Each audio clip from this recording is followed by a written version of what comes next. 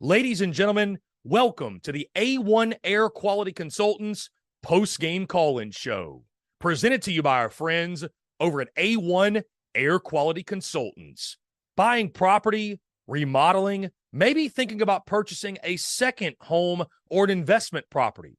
Have A1 Air Quality Consultants perform asbestos testing before purchasing or renovating for safety of all parties involved. Give them a call or text today at 864-619-2092. That's 864-619-2092. You can also shoot them an email at a1airqualityconsultants@gmail.com. And be sure to head over to their website, a1airqualityconsultants.com, and give them a follow on social media as well. Be sure to check them out and tell them that Chris from the Spurs Up Show sent you. Let's get it. Okay, we are live taking your questions, comments, calls, guys. We have opened up the phone lines here. I want to hear from you. I'm sure there'll be a lot of calls coming in. South Carolina falls to UNC 31-17. Again, the phone lines are open, 843-790-3377. Embarrassing, abysmal, a nightmarish start to the 2023 season. Let's jump to the phone lines here. Scotty, what's going on, my friend? How are you?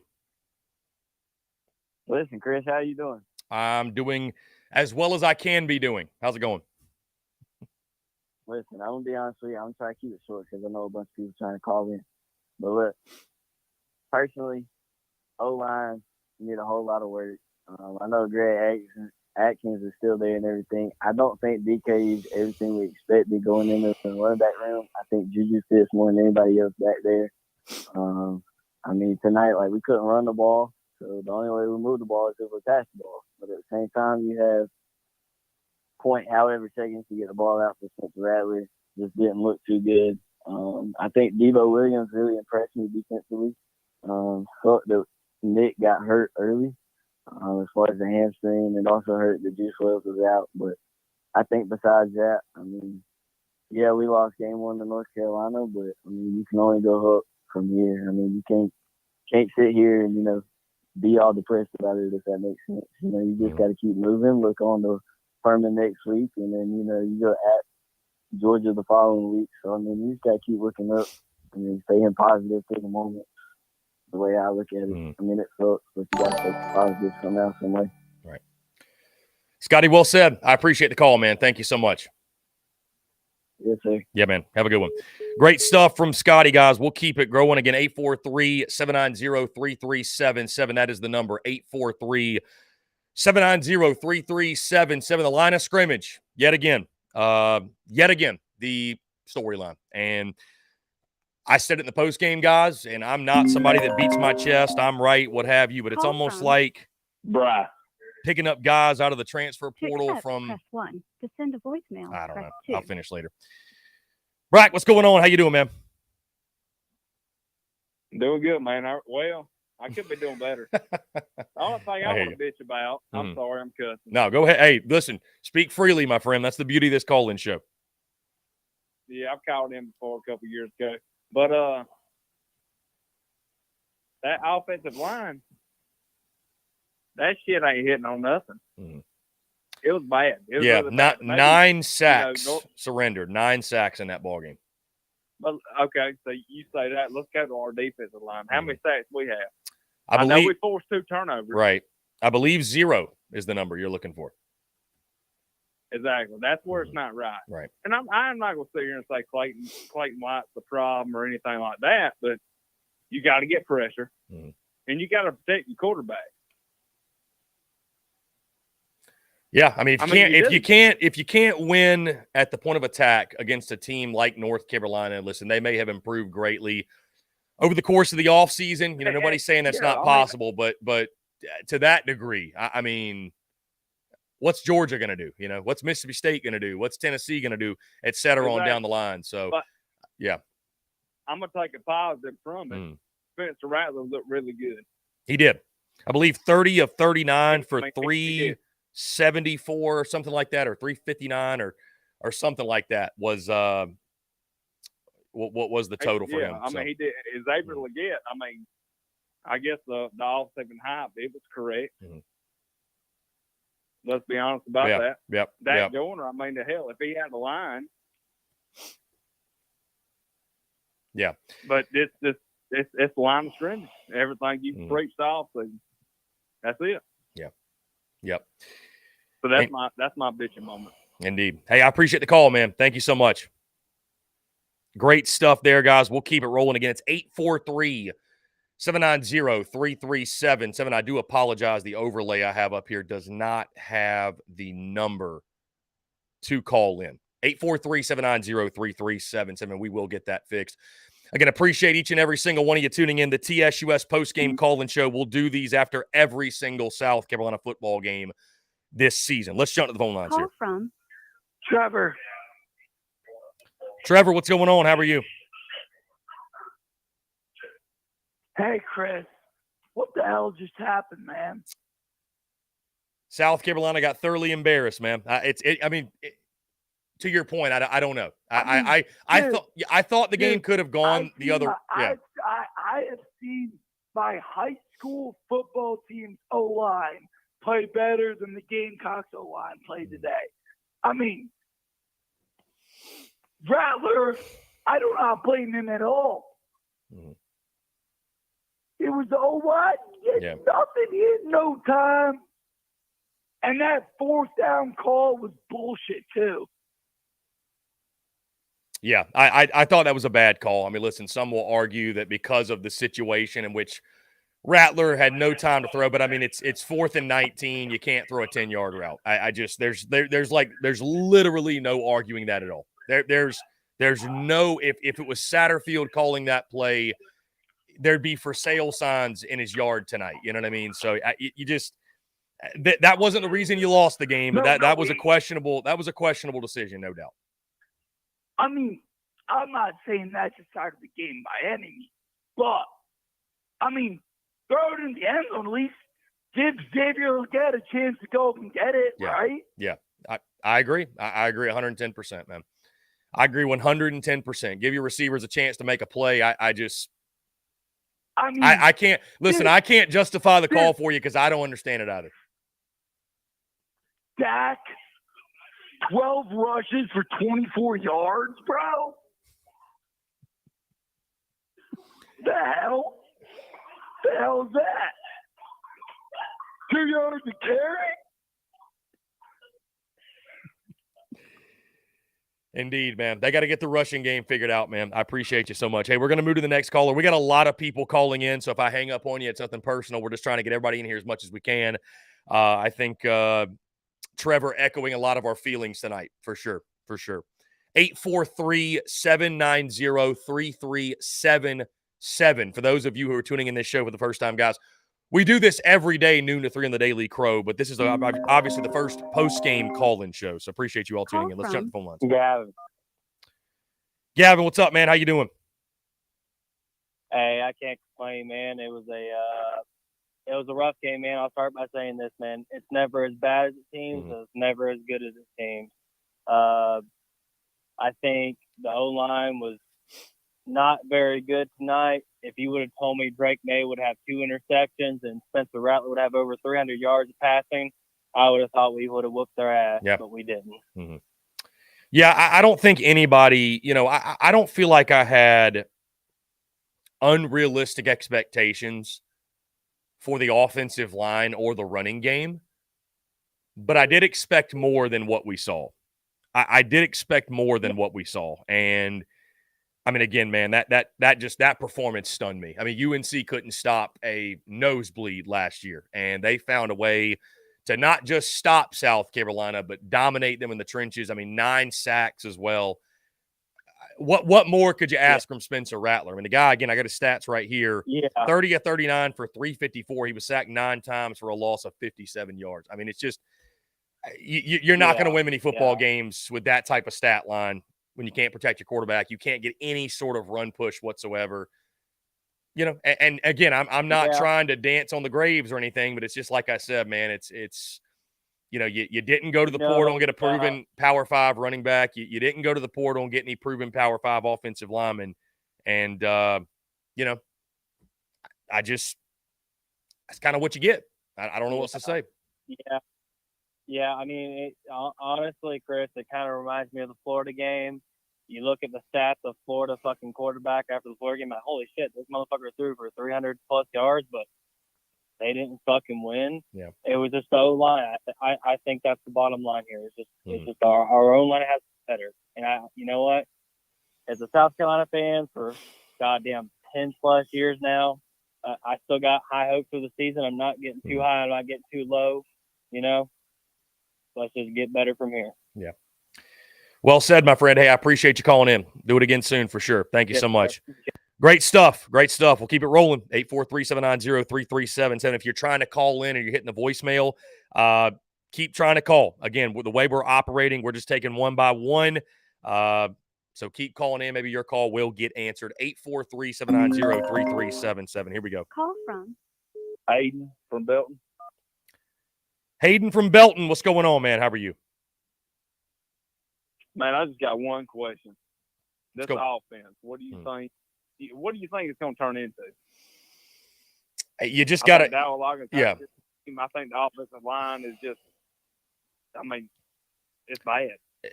And man, my greatest fear coming into the season was in moments in which you struggle to find balance, where you're going to be able to move the football. And I just think that's what we saw tonight.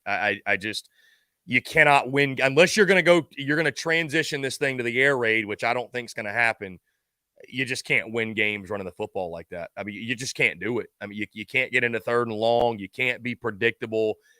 Your offensive line had no answer. So it's just, I mean, because you got some weapons. We know you have playmakers on the outside. It's unfortunate Juice Wells went out. I don't think that's why you lost, though. Xavier Legette played like a man on a mission. I mean, God, even Luke Doty made some nice plays. I thought DeCabrion Joyner, I mean, he's an athlete. He can only do so much, though. I mean, you got to get some holes. You got to get some blocking. It's and so when you're one-dimensional, you're going to struggle. And that's just what you saw all night tonight. My thing is this: the lower body injuries you keep on seeing. I mean, is that a sign or whatnot? Yeah, I'm glad Luke Doty got in there. I mean, he looked really good, but what's going to come of it is that Luke May and all them in the the strength department and all that. I mean, we just want to see what happens. We need to see it. It reminded me a lot of Muschamp. I mean, you got to look at giving up 5-6 yards a run, falling forward for 4 yards. I mean, listen, the final result, I don't know how much I can really argue with you, man. Those words sting, but, what we saw is what we saw. So, what we saw is what we saw. So, that's it. Yeah, that's it. So, hey, man, I appreciate the call. We're going to keep it moving. We got a lot of people trying to chime in, but I appreciate your thoughts, my man. Thank you so much for calling in. Great stuff. You guys keep ringing 843-790-3377. So it reminds us of Muschamp. That's painful to hear. There's just no other way around it. That's painful to hear, man. It's painful to hear. Phone lines are open. If you're trying to call in, 843-790-3377. A lot of you still leaving voicemails. Here we go. Call from Adam. Adam, what's going on? How are you? Well, it's going to be a long season if our old line and D-line can't get their act together, because we'll win next week. George will kick our asses. I don't know. Like, our O-line and D-line was just trash. Thank you for all you do, and go Cox. I appreciate you, man. Thank you so much, Adam. Great stuff. Hey, very simple, short, sweet, to the point. That's a fact. Line of scrimmage. And I hate it because we spend the whole preseason, guys. Like, we've spent the last, I feel like, 2 years at minimum, talking about running the ball, stopping the run, line of scrimmage. And, like, it just gets so old. And I feel like I'm beating it into your heads, but it's like. Call from Connor. It wins and loses games, man. Connor, what's going on? How are you? Good, man. Thanks for asking. So, a couple things about this game. Number one, O-line, we all know that. No need to even, discuss about that. It was terrible. Number two, why the fuck is Dakereon Joyner, running back number 1, as a Power 5 in the SEC conference. That's not going to cut it in conference play. We all know that going down the line.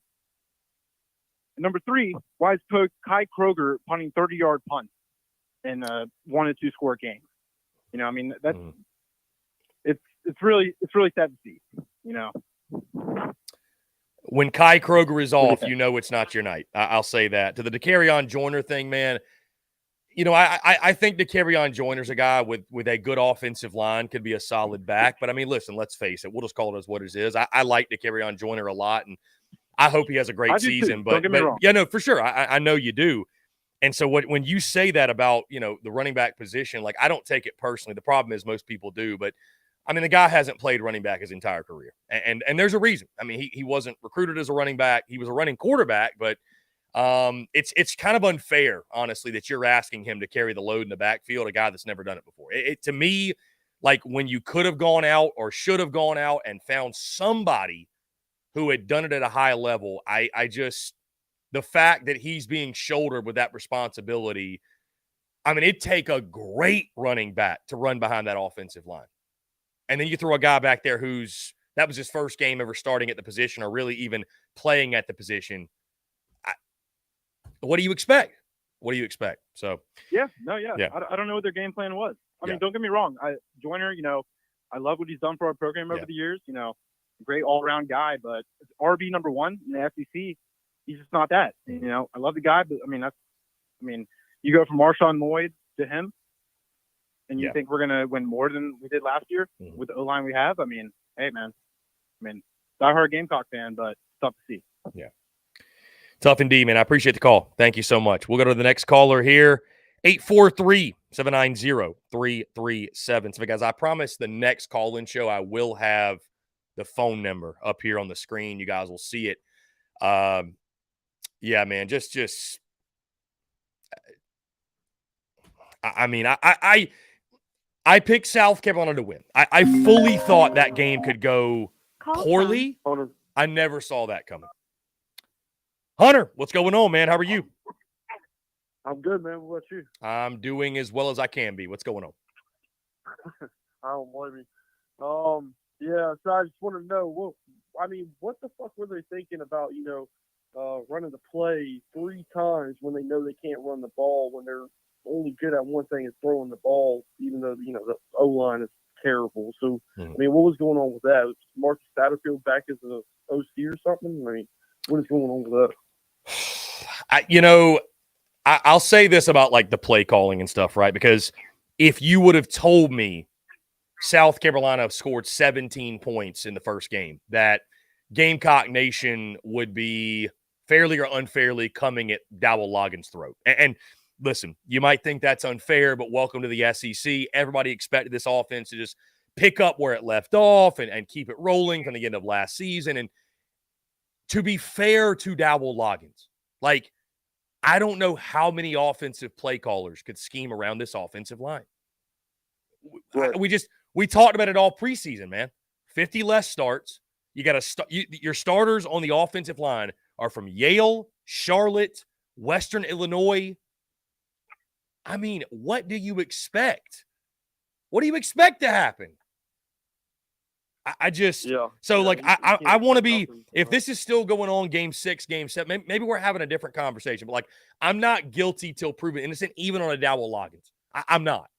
Yeah. And I thought, I said this over the summer that we're going to get to the end of the season. I think people are going to realize more so, okay, the jury might even still be out on Dowell Loggins, but he hadn't had an offensive line with players capable enough to even run an offense. So I can tell you this, though. What happens next? I think Marquis Anderson, Trovon Bowe, like, strap them up and get ready. Like, you got to shake something up. It's not a recipe to win to play true freshmen on the offensive line, but neither is playing who you trotted out there tonight. Flat out. Yeah, flat out. And a couple more things, like, I mean, where the hell was Nicholas Harvard, the 5-star wide receiver that was supposed to put him on the field tonight? What he says. Yeah. And, and what's going on with all the injured players, I mean, early in the game, I mean, holy shit, you never seen so many players injured. Like, I mean, like, I think a lot of those were bad luck on, the Eamon Worry thing, Mo Kaba, which is really unfortunate. I mean, listen, Juice Wells, man, we knew he was hurt. We knew he was less than 100% coming in. But And I didn't know Leggett was hurt. I didn't know Leggett was hurt either. You're breaking news to me. So anyways, if you'd have told me that Luke Doty and Peyton Mangrum would haul in a catch this season before Nick Harbor, I'm not sure I would have believed you, but that's exactly what happened. Hey, Hunter, I appreciate the call, man. We're going to keep it moving. Thank you so much. Let's keep it rolling, guys. 843-790-3377. Many of you are trying to call in. Keep calling, and we'll get to your calls as soon as we can. 843-790-3377. That is the number. Here we go. We'll jump right back to the phone lines here. Call from Marcus. Marcus, what's up? How are you? What's up, man? Just hanging out. What's going on? I'll tell you what. I'm fired up. I don't blame you. What you think about them helmets? What do I think about the helmets? They're not my favorite. They're not my favorite. I wasn't a fan of the selection, but I mean, I don't think it's why we lost, but they're not my favorite. No. I don't either. Good God, been in offensive and a defensive line, I guess. Yeah. Yeah. We knew the line of scrimmage was a deficiency to a point, but like that performance stunned me. That performance really stunned me. I have no words for it. Yeah, me and you both. Yeah. But maybe we recovered. I hope. Yeah, I hope so too, man. I appreciate the call. Guys, keep it rolling. 843-790-3377. There's really no timeline on this, by the way. We will go as long as the calls keep rolling and you guys want to chat. We're talking after the Gamecocks 31-17 lost to North Carolina. Here we go. Foreign Mortgage Solutions, LLC. Here we go. What's going on? How are you? Hey, it's Jimmy. How you doing? Hey, Jimmy. What's up, man? I'm doing well. How are you? I've been better. So how long do we stick with Beamer? I understand the O-line and everyone wants to blame all the other coaches and the D-line. Well, how long do we stick with Beamer and start actually calling him out since he's the captain? I'm far from that point. I'll say that. I'm far from that point. Listen, tonight was abysmal. It was disappointing. I mean, I think you crap down your leg on national TV, College Game Day, et cetera, et cetera. But no. I'm if you want to call Beamer or call for Beamer, so be it. I will not be the one to do so. Not. We're far removed from that. Not even close. But then what's going on with all the transfers? Why isn't he getting better recruits? To the point of that, listen, transfer portal criticisms, I think, are very fair. The recruiting is there, though. I mean, I think you're seeing why they're recruiting the way they are on the offensive line in the high school ranks, right? The problem is those guys aren't on campus yet, or the ones that are true freshmen. It's just, I think right now, I mean, and I'm not trying to make excuses, man. Listen, because I hear you. I'm as frustrated as you are, but it feels like you're somewhat in a gap year where you're kind of plugging and with these lower level transfer guys, sort of hoping for the best, trying to coach them up, get the most out of them, and develop Marquis Anderson and Trovon Bowe and some of these other guys, Babalade from the DMV as quickly as you can. I think we could see them inserted much sooner, but I just, that's where you are. Listen, the transfer portal criticisms, I said it all summer, man, all offseason. I thought South Carolina was one of the losers in the portal in regards to the impact talent they lost and what they brought in to address their needs. And I was criticized for it. And I think tonight, you see, South Carolina went out. They did not get anybody impactful on the offensive line or, I'll say they did on the defensive front, but unfortunately, JT Gear didn't play tonight. And I thought that was a huge loss, and I thought you saw that. So those criticisms are fair, but I'm not calling for Beamer's head at all. Anyway. I think it's the transfer portal is what pisses me off the most. Yeah. Because that's like instant impact, and we did nothing for that. Fair enough. Hey, man, I appreciate the call. Thank you so much. We'll keep it rolling, guys. 843-790-3377. If I have not gotten to your call yet, I do apologize. Trying to get to all of these. We're taking one call at a time, so y'all bear with me. Keep blowing them phone lines up, man. Don't leave us a voicemail because we're not going to play the voicemails. We're taking these calls live. 843-790-3377. Adam. Adam, what's up, man? How are you? Hey, doing great, Chris. How about yourself? I'm doing fantastic. Appreciate you asking what's going on.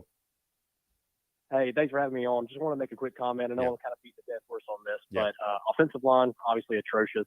You can't give up 9 sacks, and on top of that, you don't have a run game at all because you also can't block up front, right? Right. So my question to you is that, starting to think about it, we always have the discussions like 9-3, that's a great season. 8-4, okay. 7-5, kind of disappointing. Mm-hmm. At this point, quite frankly, I'm not trying to throw it in and be completely negative, but to be completely honest with you, with the performance that we have with the offensive line, do we realistically see this team winning 6 games? We got an SEC schedule coming up, right? Yeah. It's hard to see that if this doesn't change, right? And I'll say this, a caller mentioned earlier, it's never as good as it seems, never as bad as it seems. But, I mean, to your point, man, I posed the question immediately following the game. And I do think you have to sit back and ask yourself, well, what are the expectations now for year 3? Because I had 7-5 with a win over North Carolina. Right. So, I think all of a sudden, after a 2-touchdown loss to the Tar Heels, and I had a lot of Gamecock folks telling me that UNC wasn't all that good coming in this game. Well, if that's the case, I think you're kind of in the position you were, dare I say, year 1 of Beamer, where it's like, just get to a bowl game. Just I mean, that's got to be the minimum expectation, right? You're not going to ask for less than that. But, can 8 still happen? Is it possible? It's possible, but you're going to have to win one that you weren't maybe supposed to or picked to or what have you, and it only gets tougher. So to your point, man, I think all of a sudden – yeah, go ahead. Yeah. I was going to say, for us to get to the 8 wins last year, we had to beat Clemson and Tennessee, Right. right? I mean, Right. 2 games that none of us really expected to occur, right? Right. And at this point, you look at the schedule and you're like, Georgia, Tennessee. I mean, even Florida, they looked atrocious with Utah, but, I mean, they whooped the brakes off of us last year, and they weren't a great team. So you have to ask yourself realistically now, are we truly a 6-win team if the line's going to continue this way? But, I don't want to beat the dead horse, but that's just where I'm at, and it's pretty bad. Yeah. Adam, hey, I appreciate the call, man. Thank you so much. Appreciate you. Guys, keep calling in, 843-790-3377. And listen, I think he nails it. I think he nails it. And you got to – I think there's a lot of folks tonight, especially those who pick 9-3, 10-2, what have you. Listen, God bless you. I respect your optimism. But you got to reset your expectations because this team ain't going 9-3. I'm going to go ahead and tell you right now, this team is surely not going 10-2. 6-6, 7-5. That's realistically where you sit. From Rhett, what's going on, man? How are you? I've been better, definitely. Same. It's a tough game to watch. Hard to watch. Yeah. I just am wondering what we're doing with our time management. Clock management was awful during this game. I mean, we're sitting there taking 25 seconds to get back to the line. By the time we get set, they've figured out everything we're trying to do. It boggles my mind. I don't understand. Yeah, and it's one of those things too, man. With that accelerated clock now, or with that clock not stopping after first downs, you've got to be even more aware of it, right? Controlling, managing your timeouts, managing the clock. It could have been better for sure. Those play calls late in the game, 4th and 19, or and not having as much of a sense of urgency as you would have liked. Certainly something that I think they'll look at, and it should be looked at, and it's got to be better. I mean, for sure. Yeah, and another thing is just we cannot call the same play and then reverse it, and then reverse it again, and then reverse it again for 4 downs straight. If it doesn't work, then we're getting losses or no gain at all. That is just awful play calling for any team. I don't care if it's YMCA flag football. Yeah, no, I agree. I mean, listen, man, it's you got to be more creative than that to win this level. That's for sure. You got to be more creative than that to win at this level. So, yeah, man, it's just bad all around tonight. I mean, I'm struggling to find the words. It's just embarrassing performance. Embarrassing. All right. Well, thank you. Have a good night. Yeah, Red, I appreciate you, man. Thanks so much for the call. Guys, 843-790-3377. I know some of you are a little anxious. Your calls aren't getting answered. Taking them as much as I can, one by one. Phone lines are open now, 843-790-3377. Arguably the biggest play of that game tonight. Start of the second half. You recover the onside. Call from Amarian Brown River Wine. drops that pass. to accept. Change the game. What's going on, man? You're on the air.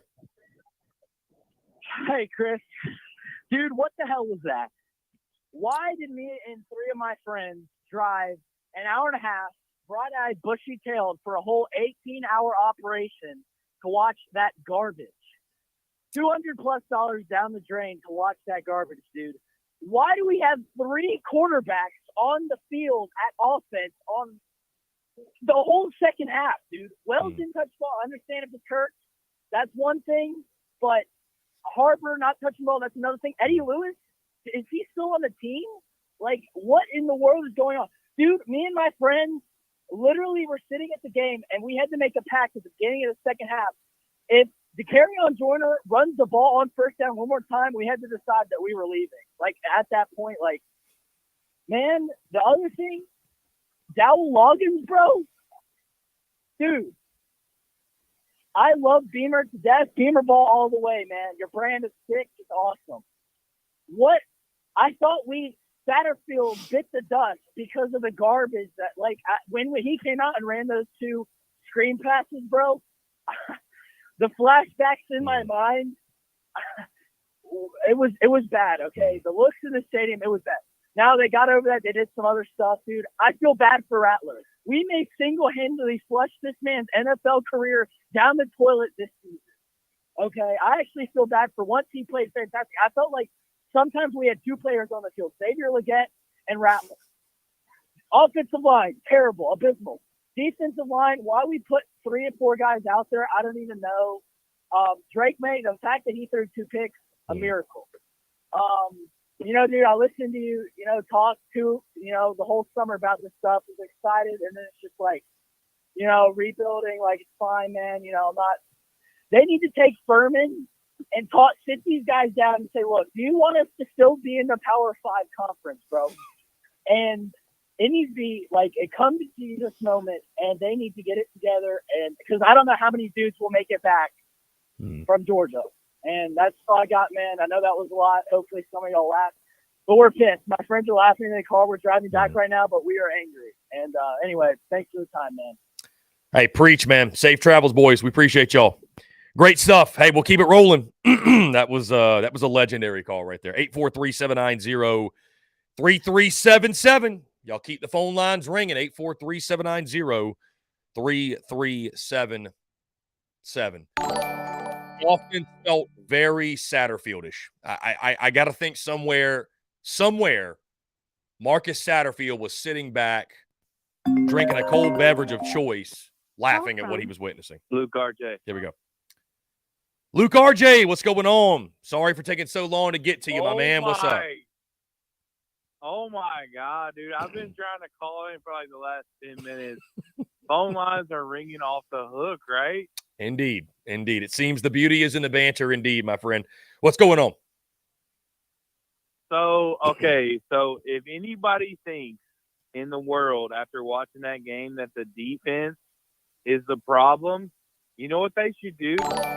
They should start playing volleyball or start watching volleyball, because I'm telling you, they don't know the game of football. I'm just telling you that right now, because what North Carolina scored 31 points. Is that what 30? Is that yes, what the final score was 31-17. Chris, do you honestly think that the defense was the problem that we didn't win the game? Do you think that?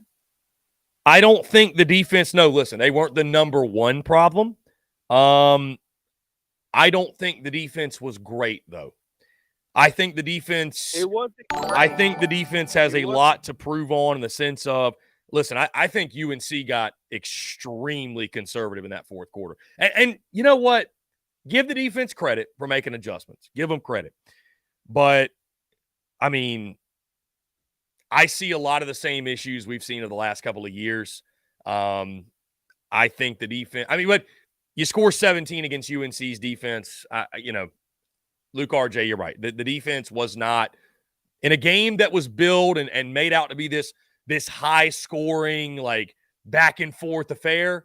It was your offense that fell short tonight. Yeah,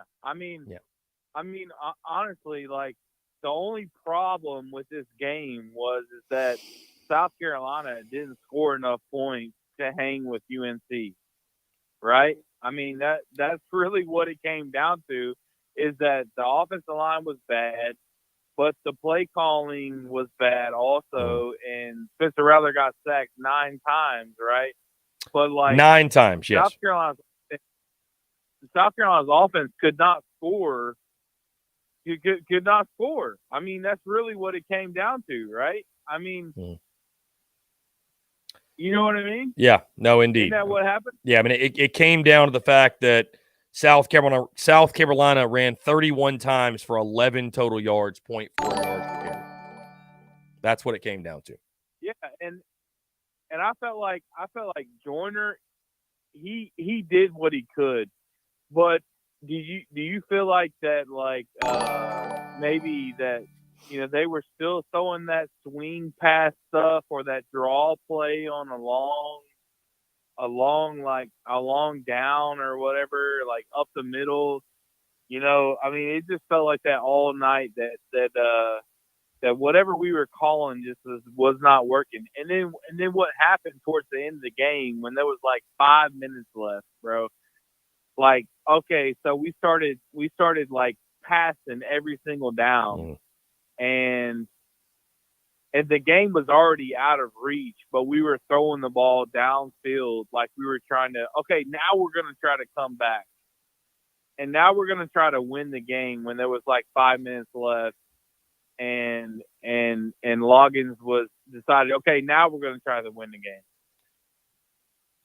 Yeah, I mean, listen, you in a 31-17 loss, you can criticize the play calling, and I think, and some people will hate this, but fairly or unfairly, bro, when you're running a trick play, that's what that was in the first play of the game, a trick play. That to me is saying, like, is your offense not good enough to just go play on its own merit and go win? Like why are we starting the game with a gimmick? I'm not really a fan of that. Starting your season with that type of play. Not a fan. Luke RJ, I appreciate the call, man. We got a lot of folks trying to chime in. Keep it moving. I know you and I will talk. Can I Go ahead. Go ahead. Can I say one more? Go ahead. Can I say one more thing? So, you know me in three and out, Chris. You know me in 3 and out. Yes, the bane of your existence. Yes. I mean, if you cannot, every time you get the ball, you can't get at least one first down. That is like a huge deal. And every time we went 3 and out, UNC went on some kind of run and they ran down the field the whole time. I mean, it's ridiculous, man. I mean, you got 3 plays and all you got to do is get 10 yards and you cannot even get one in 3 plays. I mean, this Dow Loggins stuff already. And I know you say it's like first game. It doesn't mean a whole lot. And we can get better and improve, but man, these 3 and outs already are Marcus Satterfield all over again, man. You know what I'm saying? Indeed, it looked very saddish at times, which made my stomach turn for sure. Luke RJ, I appreciate you, man. Always great stuff to hear from Luke RJ. Excuse me, we got to keep it moving. My goodness. 843-790-3377. That's 843-790-3377. Some of the phone lines are open once again, guys. We're up to 500 folks are tuned in right now to the TSUS postgame call-in show. Thank you all so much. Haley. Haley, what's going on? How are you? Hey, Chris. Good. How are you? I'm doing fantastic. Thank you for asking. What's up? So me and my husband are in Missouri. He's stationed out here. We're Gamecock fans, and we're so disappointed. We thought we got a good quarterback. We thought this might be a good year, but honestly, we felt a little nervous. I wasn't sure. I saw Beamer give his little speech about not being ready. Now I'm like, crap. Do you think he really knew, like, we weren't ready? That's a great question. It's hard to believe that for sure.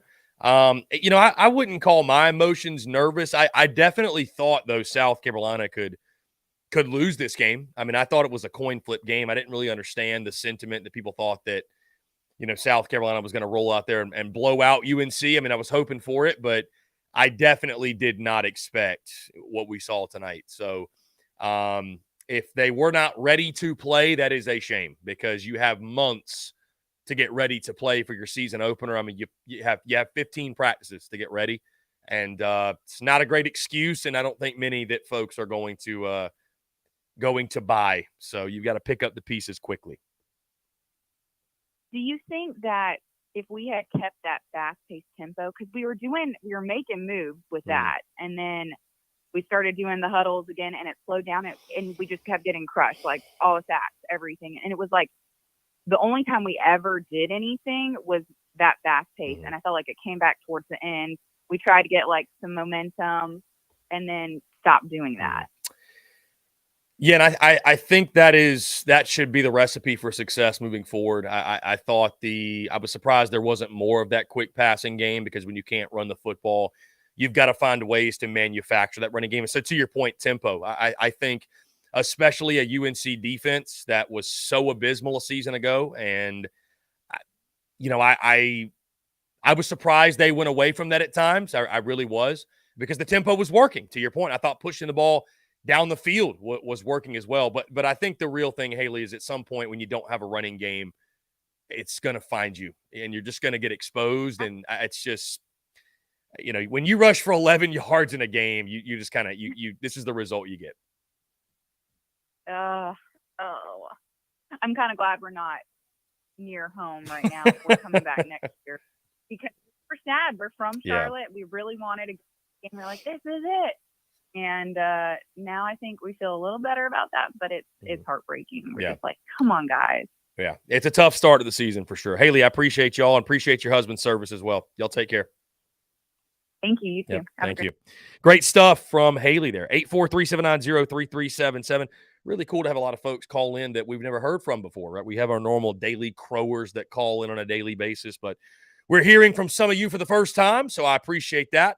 843-790-3377, guys. That is the number yet again. Here we go. We'll jump right back to the phone lines. Call from Blaine. Blaine, what's going on, man? How are you? Had better nights, Chris.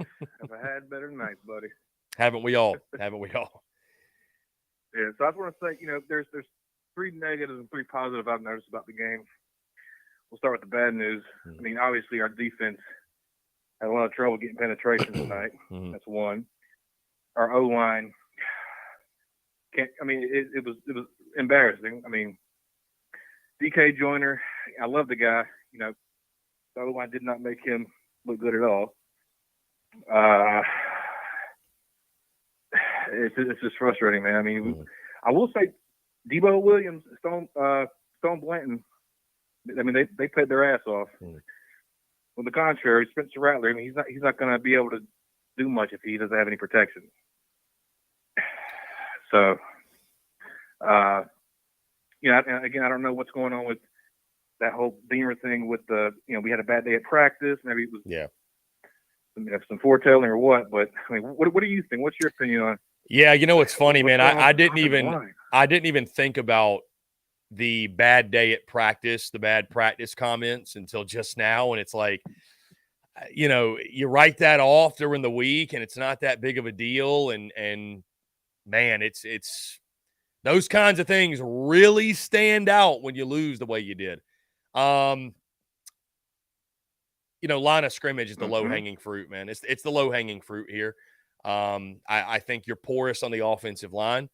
I think you lost 6 of your top 8 in regards to snap count in the front 7, and it looks like it. Your edges are not very good. I just call it for what it is. I think Jordan Strawn's a nice player. I don't think you have until JT Gear gets back. I don't think you got a big-time guy off the edge. I really don't. I like Tonka Hemingway, but these are guys that were on the same D-line that last year gave up nearly 200 yards per game rushing, and he lost Zach Pickens, and we're expecting him to get better.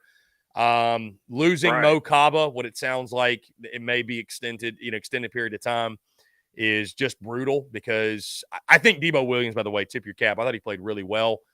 I thought Stone Blanton was flying around tonight for sure. I liked the secondary coming in, obviously, but the second that you lost Nick Imamori, we knew the depth was a problem, and my goodness, it showed immediately. So, but it's not the most fun thing to talk about, but it starts up front for both sides. I thought Spencer Rattler truly, like somebody called in earlier and said, we're killing his draft stock. I think he helped his draft stock tonight. Like, he did what he did with practically no help, no protection. Yeah. No protection at all. Yeah, he's backpedaling, scrambling almost every play. I mean, how many times, I'd love to know, pull up the statistics, whatever. How many times did Spencer Rattler set his feet and throw the football? Because it had to be like only was it on more than one hand? I mean, really? Like, that sounds funny, but I'm just saying, like, I don't recall. I saw Drake May many times sit back there and play 7-on-7. I did not see a lot of that for Spencer Rattler. Yeah, you're absolutely right. And I mean, shout out to Xavier Legette. I mean, God, dude, he played his ass off. I mean, he was making plays, unbelievable catches. I just question. My only question is, Albert Einstein said the definition of insanity is trying the same thing over and over again and not working. Why are we still doing swing passes to DK throughout the entire 4 quarters and it's not working? Like, put somebody else in and try something. It's just frustrating, man. Yeah. Hey, well said, my friend. I appreciate you calling in. Great stuff. Yes, sir. Go Cox. Yeah, man. Go Cox. Thank you. Guys, we'll keep rolling. 843-790-3377 as we approach midnight here in the great state of South Carolina. Appreciate you all, guys. We'll do this after every single South Carolina football game this season within 10 minutes of the conclusion of each game. This is the A1 Air Quality Services post-game call-in show. Appreciate those guys. Check them out. Gavin again. Gavin, what's up, man? Hey, man, I missed this in my first call, but I think you jinxed us, man. I don't know what the fuck a swing pass is or a fucking screen pass is, but the first fucking play of the goddamn game was fucking Spencer Rattler throwing a damn near lateral pass, right?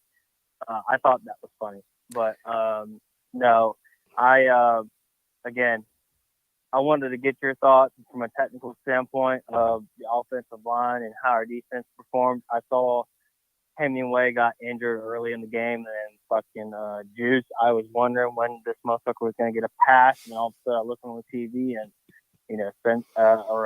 Shane Beamer said that he was out for the game because of his foot. No big deal. Don't want to make excuses, I still think even though our two, on either side of the ball, our two best players I think our best players are injured. I don't think that's a good way to make excuses, but I just wanted to get your take on that.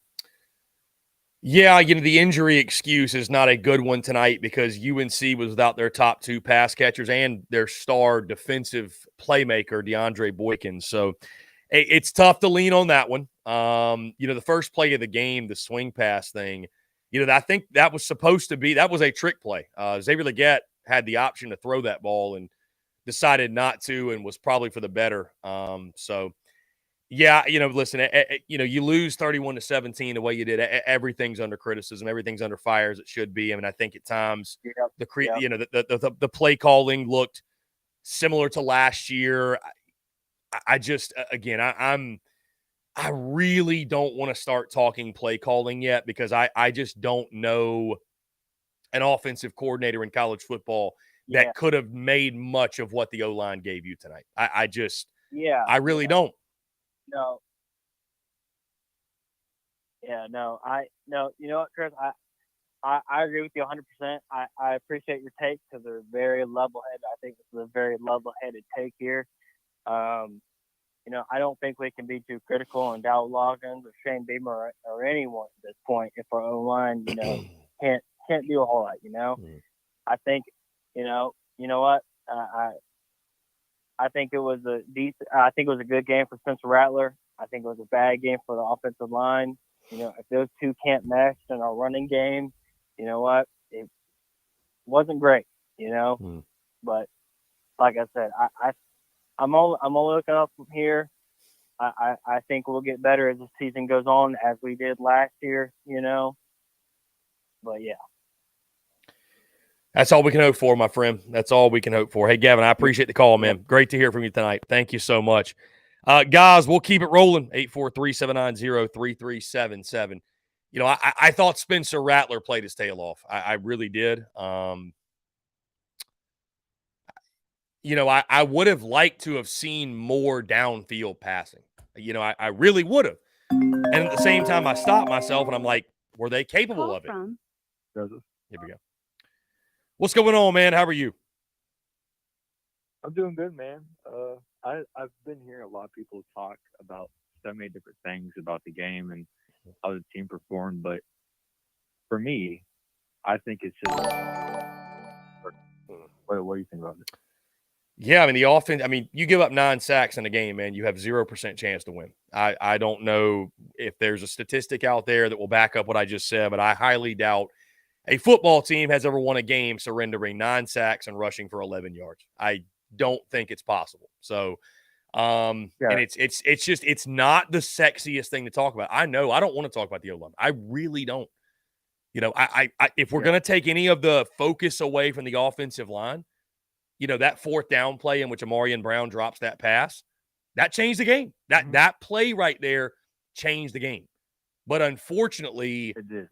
Even when you got some of those picks off Drake May and you kind of put yourself in some positions, I just kept thinking to myself, like, are we going to be able to give Spencer Rattler enough protection to make a comeback? And the answer was just no every time. So it's just, yeah. Well, for me, Spencer Rattler obviously didn't get a lot of protection there. Offensive line was collapsing a lot. 9 sacks, like you said, that's half as much as UNC got the entire last season. That's just. That is insane. Repeating what you just said. Yeah. UNC had 17 sacks in 2022. They had 9. That's insane. It is. I have no words. Yeah. But what you said with Spencer Rattler, he couldn't come back and everything. It's hard to come back from that. But if you look at the stats, I think he had like 353 passing yards or something. Yeah. That's pretty damn good with that terrible O-line. I don't think people should put blame on Spencer Rattler at all. He did what he could. Without him doing what he did, we would have had almost no points.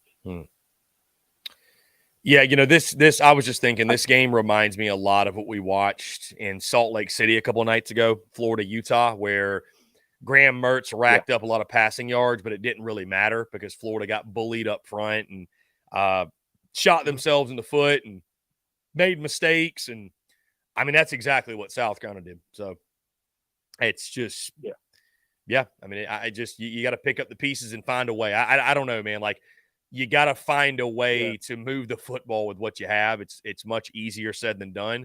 But, you're going to be an SEC play soon, and there will be nowhere to hide for your offensive front. Nowhere to hide. Yeah, I heard you say you don't want to talk about, the play calling. Trust me, I don't want to either. But talk about the play calling is how we continue to try to establish a run game that was just not there. We cannot establish a run game at all. And there's just, there's a point in the game where you just have to abandon the run. Like, you can't just run the first play on 1st and 10 when you're down how many, 2 scores? You can't do that. You just need to put trust in Spencer Rattler, even though he has terrible protection up there on that O-line. But, I get it. You need to run, try to set up tempo. That's really important. But there's just a point in time where you just have to abandon that. Obviously, you need to run when you need to pick up a couple. What do you think about that? And I'll say this to your point, my friend. It's not that I don't want to talk about the play calling in a sense, in the sense of I just don't. I'm not going to talk about Dowell Loggins' job status after one game. Talk about the play calling. Yeah. I mean, we can talk about it. I mean, you score 17 points on a defense that was that bad last year. Yeah, it was abysmal. Hey, listen, I got questions. We can talk about it. I'm not going to call for jobs or anything, but I'm going to apply pressure. Right? Like, I got questions. Why didn't we go get a Power 5 offensive lineman out of the portal? Why didn't we go get a proven Power 5 running back out of the portal? Why didn't we go get an OC with a proven track record? Like, I've got questions. You know what I mean? I'm not going to call for Dowell Loggins' job after one game because I don't think it's fair because, and you know what? He's what we got. Whether you like him or not, or you think he's a bum, or you think he's great, he's what Carolina's got. He's who Shane Beamer decided to hitch his wagon to. But you know, I feel like it's a waste of breath to start talking about, well, is Dowell Loggins the guy? I mean, but yeah, there were definitely situations tonight where the play calling was suspect. No doubt. It was gimmicky early on at times. Yeah. I thought, to your point, I thought the run game should have been abandoned long before it was. I mean, you score 17 points against a defense that all I heard from Gamecock Nation and others was how terrible they were. Well, you know what I mean? Everybody should be questioned this week. Everybody should be under fire this week, under scrutiny, under pressure. Everybody should. It's not calling for jobs, but it's applying pressure. My friend, I appreciate the call, and I thank you so much for calling in, man. I really do appreciate it. Great stuff there. I'm not trying to hang up on anybody, just trying to keep it moving. We got a couple more minutes because we're not going to go all night long. But, I mean, that's where I'm coming from, man. Like, I'm not going to call, obviously, for a Dowell Loggins job. That's calling for jobs after week one is – I'm just not doing it, but – Call from Josh. There we go. Josh, what's up, man? How are you? Hey, Chris. Hey, appreciate you putting on the show tonight. Doing well, disappointed like everybody else, but I really just want to point out a couple of things that haven't been beaten to death. One of my biggest surprises tonight was the wide receiver depth chart. Not what I expected. Some fall off there, obviously. Missing Juice really, really hurt the game. But didn't see any of the names I kind of wanted to see out there. It really just makes me question, hey, where are we at as far as playmakers go after, wide receiver one and now a firmly established wide receiver two. So really that was my, takeaway that hasn't been beat to death. Would have liked to see some of those other names that we heard about in the preseason do a little more.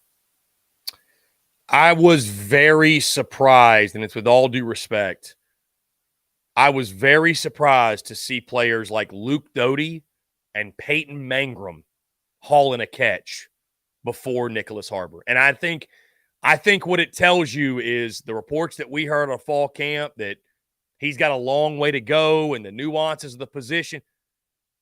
He's got a long way to go, man. And that's the only reason he wouldn't be out there. And then, like, where's Landon Sampson at? Like, where are some of these other guys at? I don't know, man. I do agree with you. That was very interesting. That was very interesting. Yeah, there's another freshman, and his name slips me that we heard a lot about, especially the first 2 weeks of fall camp. Elijah Caldwell, I believe, is the name you're looking for. Elijah Caldwell. That's him. And I was just surprised. I was like, man, seeing Luke Doty catch one ball, hey, awesome. Seeing QB2 catch pass number 2, or catch number 2, catch number 3, I really started to question, like, oh, our depth must not be what I thought it was. Yeah. So, appreciate it. It's been a great show tonight. Man, congrats. I've watched you for a long time growing this thing. I think you're at some record numbers. So, congrats on that. Sorry it's going the way it's going to start the season, guys. But, hey, UNC tried to let us back in, and we wouldn't take advantage of that either.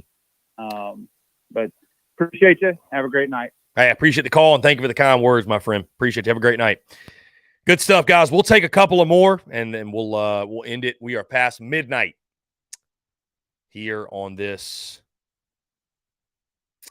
disappointing night, man. 31-70. Well, hey, good news is the under hit. Under 64.5 was the play indeed. Let's jump to the phone lines here. Call from O-line sucks.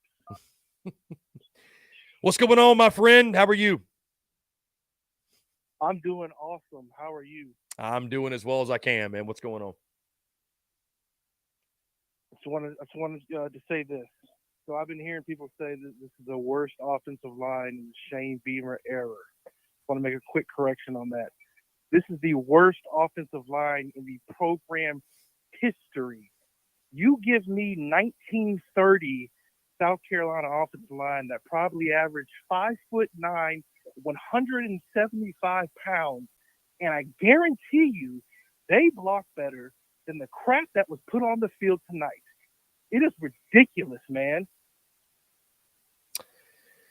Yeah, I mean, listen, the offensive line was abysmal. I mean, it's, 9 sacks against UNC. That is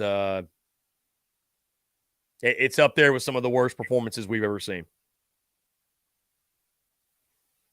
Like, it was embarrassing. I mean, absolutely embarrassing. I'm watching 77 and 69, the Yale transfer and the other FCS transfer.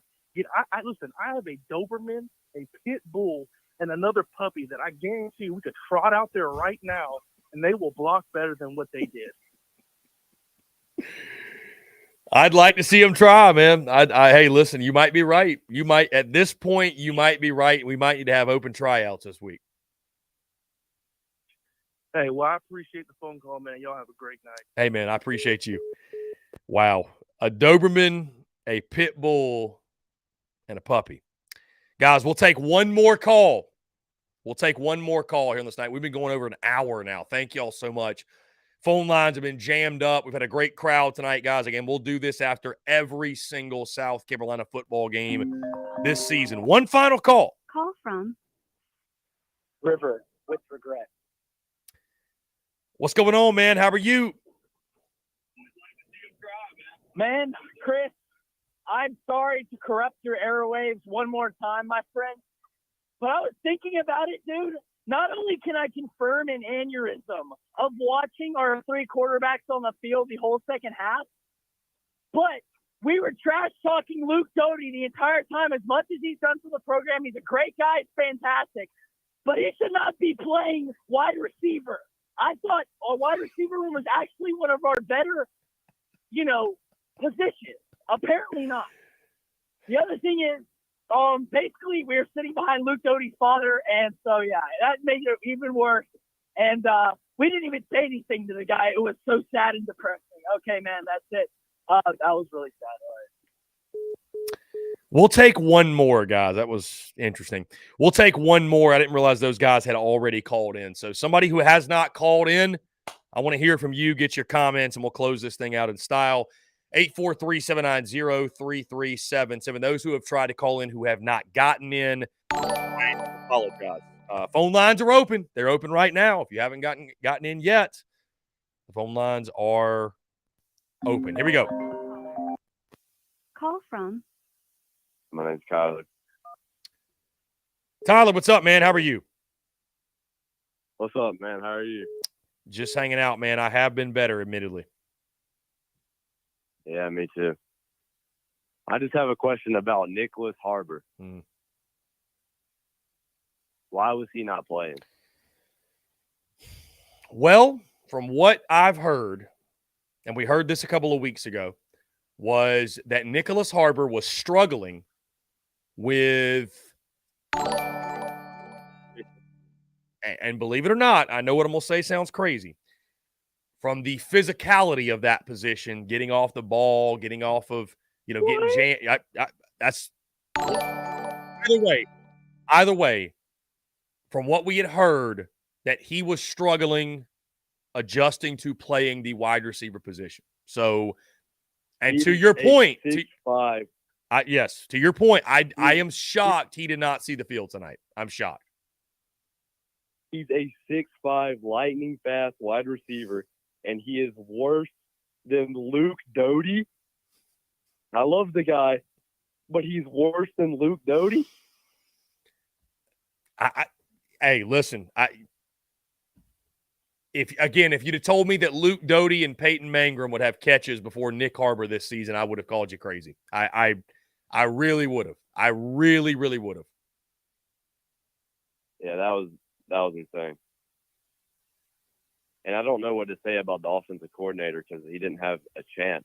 You don't have time to let routes develop when the offensive line is just sitting there with their hands in their ass. Just letting the floodgates open. Spencer Rattler's going to have CTE by Georgia game. I think we need to forfeit the Georgia game so Spencer Rattler stays alive.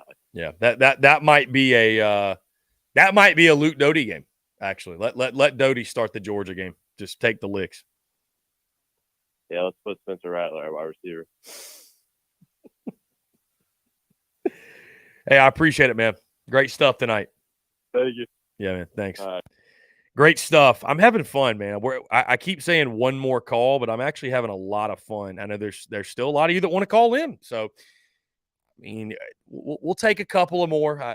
We'll take. I'm having a good time. This is a lot of fun. Again, I appreciate y'all, man. It's late, and y'all are still here rocking. We are still here rocking and rolling. 843-790-3377. Anybody want one more? One more? Going once, going twice. Going once, going twice, going three times. Anybody? Here we go. Call from Lexi. Lexi, what's going on? How are you? Glad we're finally able to get you in. What's up? Yeah, I only called 100 times. Everything's good. I mean, I've had better days as a Gamecock, but I'm not going to rehash everything that everybody's already said that we know. I just wanted your thoughts on just basically your thoughts on Luke Doty at wide receiver, and then also special teams coming out on that second half and opening it up that way, just to see that go, and then the 2 interceptions not turn into points. That just hurts. Yeah. But anyways, I know it's late, but go Cox, and Lexi, I appreciate the call. Thank you so much. First off, Luke Doty at wide receiver. I mean, what are we doing? I just, all due respect to Luke Doty, and great kid, all that good stuff, man. All that stuff you're supposed to say, but I don't know. I don't know what's the long-term plan there. I mean, is he really going to play wide receiver all season? And it really was like, I mean, we talk about the offensive line, but like it was a night of missed opportunities for South Carolina. By the way, phone line's open. It was a night of missed opportunities for South Carolina. I mean, the interceptions, the stop on fourth down, starting the second half, I was sitting there with a buddy of mine saying, you think they'll onside kick here? Maybe they onside kick. Blaine yet again. Beamer ball, and could do nothing with it. Blaine, what's going on? It's me again, Chris. Listen, let me ask you, I want to know your opinion. What's going on with our running back? I mean, I forget the guy's name, but we had a couple, or at least one transfer in the running back position, correct? Yeah, Mario Anderson. Mario Anderson. Yeah, from Newberry. Mm-hmm. Yeah, I mean, word around town is he's a banger. I mean, what do you want to put him in? Or I mean, he was a banger. He was a banger at D2. I don't know if that's going to quite translate to this level, but I don't know. I mean, listen, I think Furman is when we'll see a lot more of emptying the bench and kind of figuring out what you have. And I think they probably came into this North Carolina game not trying to experiment as much, but yeah, I mean, you do get to a point, Blaine, to your point, that you got to try something. You know what I mean? So, right. Yeah. Yeah. And I'll say this, you can't help but to rethink the 4 quarters we just watched and think to yourself, well, what would have been the outcome since Rattler would have had 2 to 3 more seconds on average, in the pocket. We had the guy transfer in from, I think, was it Yale or like? Yeah, Nick Gargiulo from Yale. Yeah. Yep, that guy. I mean, it's a shame that the other guy got hurt first series of the game, but regardless, and I know this North Carolina defensive line is, they've earned their stripes, but I mean, looking 2 weeks ahead of now, again with Georgia, it's like Hey, unless we make a complete turnaround, it's going to be the same. We're going to have to completely scrap the playbook and get us nothing but slant passes out of his hand quick, you know? Yeah. Yeah, I don't even want to think about Anyway. Georgia, man, to be honest with you. But anyways, now you make great points, Blaine. Again, I appreciate it. It's been good to hear from you tonight. Yes, sir. Go Cox, buddy. Yeah, man. Go Cox. Take care. Guys, really, truly this time, we're going to do one more call because it is late. We got the Daily Crow every single day, noon to 3, and we take questions, comments, and calls. So you guys call in during the week, and we'd love to hear from you. We'll take one more call here. One more. Wide open. Here we go. Call from Luke RJ. Okay, we'll take one more after this. Luke RJ, what's up, man? Round 2. Hey, it seems like a good idea to promote the Big Cock Club and tell everybody to get in the Discord, right? Yeah, I mean, listen, we had a lot of chatter in game during the game. Big Cock Club Discord, so patreon.com/Big Cock Club for sure. Yeah, join today. I mean, listen, we watched the game in there, and like I said, watch college ball all day long. So join the most exclusive Gamecocks community, and the beauty is truly in the banter in the Big Cock Club. So yeah. Did you expect to see this many people joining the live like on this call in, man? It's 500. What was the max? 500. I think we got to 500. I thought there was a good chance that it'd be pretty well attended. So, Luke RJ, I'm gonna try to get. I know. And listen, we're gonna talk about it. I'm gonna try to get to some other people that want to voice. Well, hold on. I want to. Yeah, go ahead. I want to ask you: Does this change the projections on the season predictions at all? And do you think that is this on Dow Loggins or is this on our roster on the O-line? I mean, I think you put it on both because this coaching staff knows what they have, and I mean, they are the ones that assemble the roster, right? So, I mean, it's the players out there playing for sure, but they're the ones that put this thing together. So some of the responsibility has to fall on them. And then Luke RJ, I'm not really a guy. I don't change season predictions or re-release season predictions week to week. But I mean, listen, I think you'd be a fool to think this doesn't reset, I should say, expectations for this season. So, Luke RJ, I appreciate it, man. Again, we're going to try to get to one or two more, like I said, people who have not been able to get in. Let's jump to the phone lines. Looks like, hold on one second. Looks like something just happened there. Okay. 843-790-3377. Some guys, again, if I'm not getting to your call, I do apologize. Phone lines are ringing off of the freaking hook right now. So keep punching the line. Sure, many of you are probably on the way home. You're on I-77 or wherever you're going out of Charlotte. Appreciate you guys making us a part of your evening. So here we go. Call from Spur your enthusiasm. Spur your enthusiasm. Give me some enthusiasm after that 14-point loss. Man, I'm so motherfucking depressed after that. I don't know what to say, man. Like, it's unbelievable to see such a talented group of skill position players on that roster going to waste just because we arguably have the worst offensive line in all of college football. And I'm at a loss for word. The defense did what they needed to do to make the stops, get the ball back for us. The special teams, they came up with the big play on going into the second half, and I don't know what else we can do. I put the entire game on the shoulders of the offensive line. I don't know what the fuck that was, but that was awful. I mean, it's yeah. I mean, I think that's where you have to start. There are other things, Bryce, that you can nitpick and that should be talked about. Don't get me wrong, but again, you give up 9 sacks, you rush for 11 yards.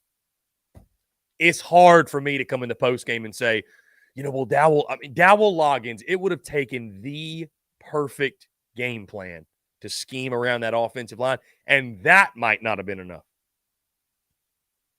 And the thing is, I don't think anybody can put this on Dowell. There was a couple of plays where there were some head scratchers, and we were in a lot of bad situational football. But at the end of the day, a lot of that, we were back in the chains because of the fact that we kept getting sacked every time we turned around. Spencer was running for his life. I mean, I have no idea what you do with that, but like, you know, I think what was it? Spencer threw for well over 300 yards. Yeah, like 349 or 354, I think it was.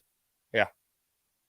Yeah, and I mean, even then, I mean, with that in consideration, Spencer didn't cough out the ball one time. You know, he played a clean game, and as far as I'm concerned, Dowell Loggins, you know, he did his best with what he worked with. But at the end of the day, it all comes back on offensive line. If we can't give him 2-3 more seconds of time to throw the ball, like if he could have just had an extra 2 seconds on half of those plays, like, we probably win that game convincingly. But he was running for his life every play. I mean, on shoestring tackles, a game of inches, quite literally. And I mean, you hate to see it. That was painful to watch. We've got a lot of talent on this football team. If we can find some way to scheme around, and because a lot of the times it looked like our offensive line, you know, not so much that they couldn't hold them, but they didn't know what they were doing. We let a motion go off where, you know, there was one play, I think it was Tyshawn Watermaker. He stepped onto the inside and he was supposed to cut out, and twice we had a guy come straight in untouched, came straight towards Spencer Rattler. No time to work with anything with what he had. Yeah, I think he did the best he could with what he had, for sure, man. For sure. Bryce, I think you nail it. You nail it. So, hey, spur your enthusiasm. Keep the enthusiasm, my man. I appreciate you. We'll talk soon, my guy. Great stuff. Great stuff, guys. You guys keep calling in. It's hard for me. It's hard for me to end the show if we got people calling in. So, by the way, guys, let me put this out there. We are going to be dropping this right here. This audio will drop via podcast tomorrow at 5 a.m. Eastern. So if you want to go back, listen to this on Sunday or Monday morning, you can hear it. Call from Michael. To accept, press 1. Michael, what's going on, my friend? How are you? Hey, Chris. Just want to say congrats on the successful post-game show. Thank you. Everyone tuned in. It's been great to be tuned in. Thank you. Not going to beat everything like everyone else has. I just hope Rattler's got those Ruth Chris gift cards back from the O-line. But comment of the night. Comment good, of the night, man. Comment of the night. If anything good, God. even with all the pressure Rattler had tonight, and as good as he played, I mean, if anything good, no turnovers tonight. So just trying to look at little silver linings of success, but we got a lot to improve on. But hey, you said it well, man. I'm still listen. Admittedly, man, I'm still geeking over that Roots Chris line. I totally forgot about that. And to your point, my God, I'd get those back. Yeah, for sure. Michael, I appreciate it, man. Hey, tuned in this week. Yeah, it's going to be a fun week for sure. Michael, I appreciate you, man. We'll talk soon. Great stuff for Michael. That was that was hilarious. I think that's honestly, guys, I think that's a good one to end on. That was a hilarious call, and I think he's got a good point. Guys, this is going to be a lot of fun all season. We're going to do this after every single game. Well, here we go. I thought I had the phone lines with Do Not Disturb. I guess I didn't. Call from So, Mike. Here we go. Mike, what's going on? How are you? Good, Chris. How you doing, man? I'm doing fantastic. What's up? Yeah, so, like, I was trying to figure out the whole game. Like, what happened to special teams? What happened to the whole game plan to give Dak the ball in the running game? What happened to give it to Juice Wells? I mean, the whole game plan just switched at the beginning, like, throughout the game. What do you think? Yeah, I mean, I thought I was just surprised they didn't ditch the run game sooner, to be honest, when you realized, there was no run push at all. And I know that's not a great method of operation, just throw the ball every down, but we knew that might be the reality, 70-30, 75-25 pass to run. And, you know, I I thought it was a little bit of trying to be stingy with the run game. We've all heard that early. I just didn't really think the second half adjustments were there like we all hoped they were. Because, I mean, obviously the game was close at halftime, and I thought South Carolina was in a fairly decent position to, you know, to make a run and go win the ball game. And it just didn't happen. So, I mean, again, man, you score 17 points to UNC or against UNC, who had one of the worst defenses in college football last year. There should be a lot of things being questioned right now, including the play calling. Again, I'm not calling for anybody's job, but it should be it should be questioned for sure. Yeah, I was actually shocked it was close after halftime because I mean we had no push. We had absolutely no push on the offensive line. We had no like motivation on the defensive line. It was just like they were taking over. I mean, come on, this is an ACC team. I mean, you know, come on, man. Yep. What are we going to do when the SEC? What are we going to do when the SEC linemen, you know, they're just going to destroy it. Yeah. We had Fugar. We thought Fugar was going to be a good blocker. We thought Case and Henry, I know he got hurt. We had all this hype and we thought we had depth. I'm concerned do we have any depth at the O line? Do we have any depth on the D line? I mean, what are we doing here?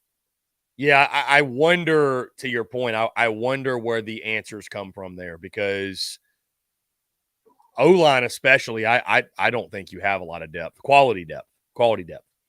And that's just being real, you know what I mean? So I don't know where the answers come from. I really, really don't.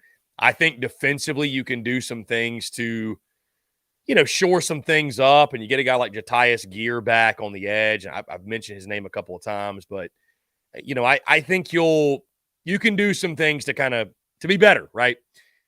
I don't know what you do on the offensive front. I really don't, man. So some guys are just going to have to play better.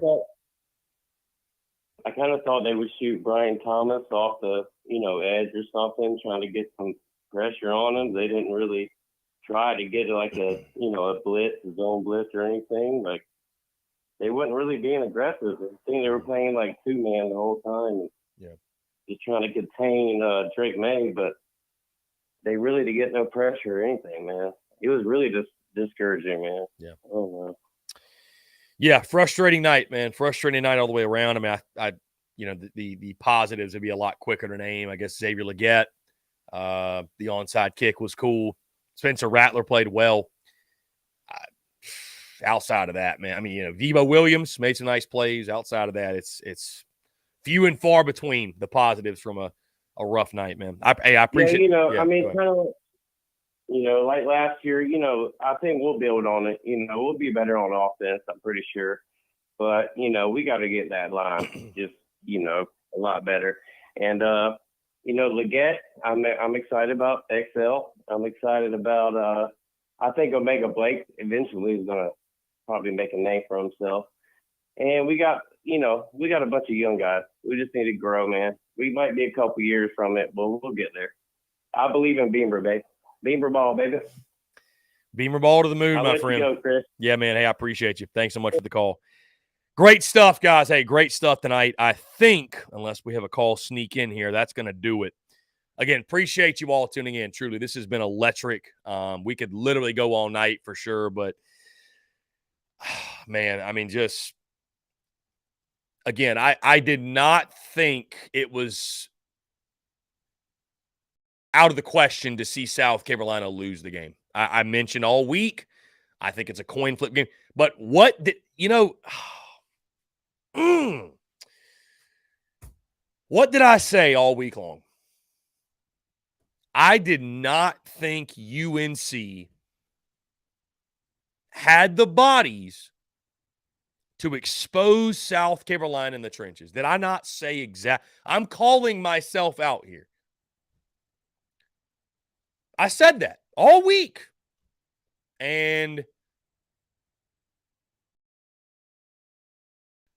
I don't know if I underestimated UNC's trench play I don't know if I overestimated South Carolina's trench play. I don't know. I don't know. But that you could have thrown a lot of predictions at me, and I would have said, you know what, that's feasible. I could see that happening. You tell me South Carolina gets sacked 9 times and rushes for 11 yards. Guys, I don't know if I'd have believed you. I think I'd have told you were full of shit. And unfortunately, you were not. So, I don't know, man. I don't know. Rough night. Again, guys, Gamecocks fall to the North Carolina Tar Heels. Final score 31-17, excuse me. Golly. 31-17.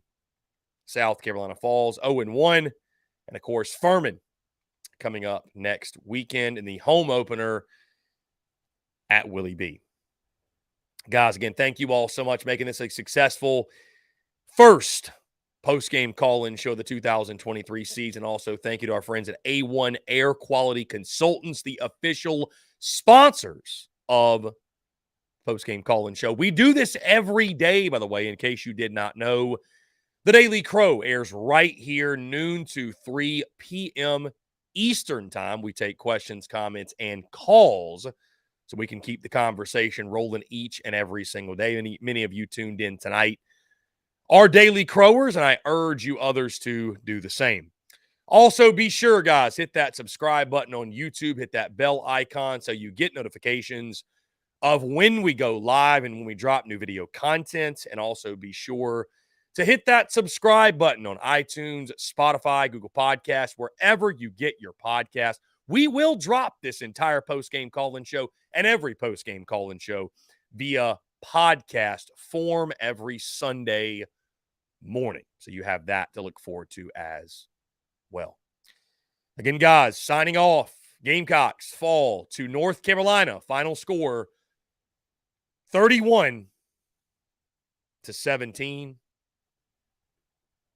And we're now left wondering, scratching our heads, trying to pick up the pieces as we go into week 2. Appreciate you all tuning in. Thanks so much, guys. Y'all have a great rest of your Saturday night, and we will talk to you all soon.